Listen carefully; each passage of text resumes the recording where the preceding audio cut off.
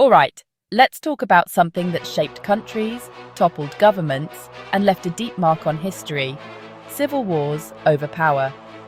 Now, when you hear civil war, you might picture armies clashing or cities in ruins. But at the heart of it, civil wars are all about who gets to call the shots, who holds real power. Here's the thing: civil wars don't just happen out of nowhere, they brew over time.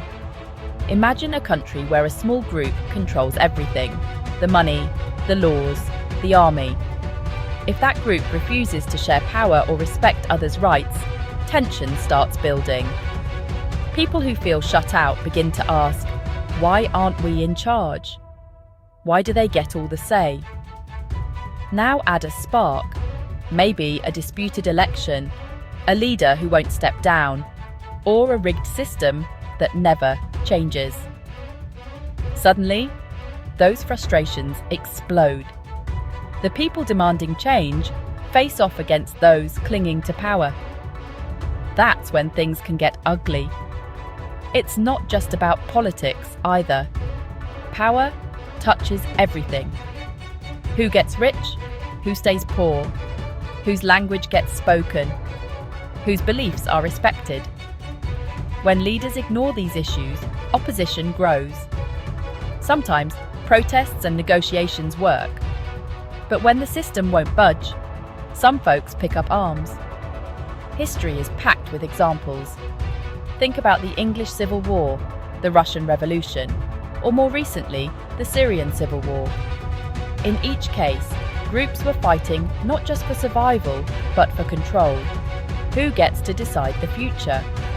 But let's be real. Power is addictive. Those at the top rarely give it up without a fight. And when trust breaks down, both sides start seeing each other as threats instead of neighbours. That's when compromise becomes almost impossible. Sadly, civil wars over power often leave scars that last generations: divided communities, lost lives, and shattered economies.